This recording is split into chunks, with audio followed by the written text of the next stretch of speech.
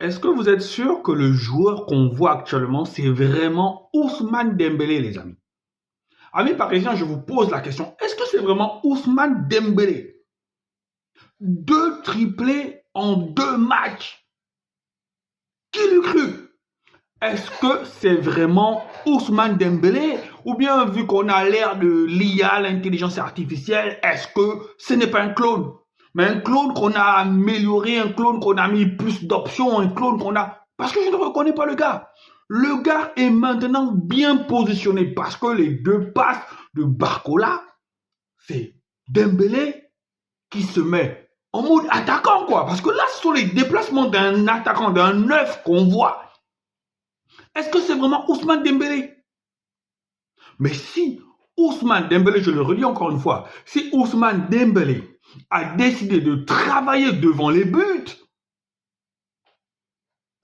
ça va devenir un joueur inarrêtable, ça va devenir un joueur d'une autre dimension.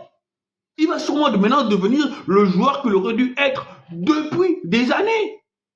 Peut-être que voilà, ça a pris un peu plus de temps, mais cette année, Dembélé, je pense qu'il va battre son record de but. Dembélé est un joueur important du PSG, voilà.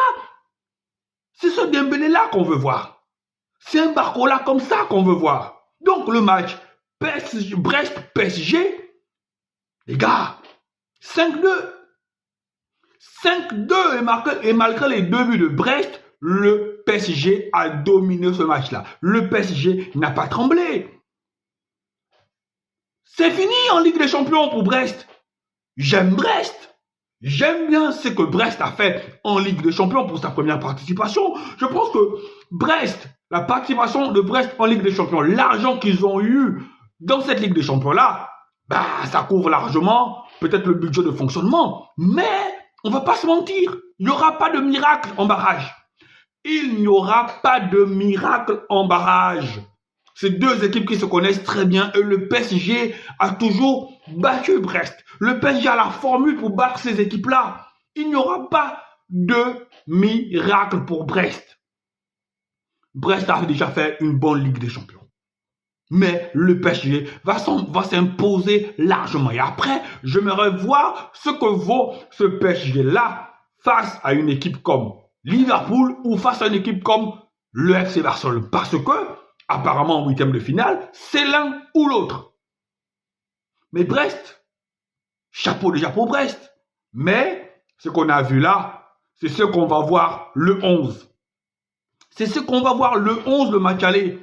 C'est ce qu'on va voir au match retour. Il n'y aura pas de surprise. Mais Ousmane Dembélé, qui es-tu? Qui es-tu?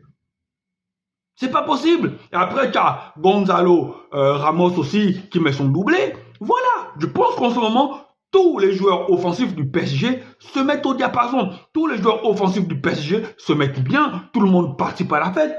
Et l'équipe respire la joie de vivre. Ça respire la joie de vivre.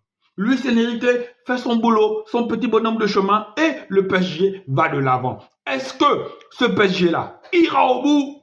C'est trop tôt pour le dire. Mais ce PSG-là, qui n'a pas de joueur bling-bling, qui n'a pas de joueur phare, qui compte plus sur le collectif et quelques individualités, mais les individualités ne sont pas des individualités surdimensionnées comme pouvait l'être Neymar, Kylian Mbappé. Ce ne sont pas des individualités surdimensionnées. Ce sont des individualités qui s'imbriquent parfaitement dans ce collectif-là et ça marche pour le moment.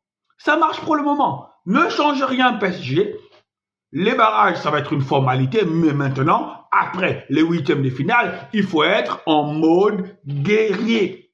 Il faut être en mode quelque chose d'un peu plus élevé. Parce que contre le PSG, contre Liverpool, ça va pas être une partie de plaisir. Contre le Barça aussi, il y a un contentieux entre les deux clubs qu'il va falloir régler. Donc, il va falloir être au top. Mais on est là pour ça. C'est pour ces matchs-là qu'on aime le football. Allez les amis parisiens, ciao ciao à vous.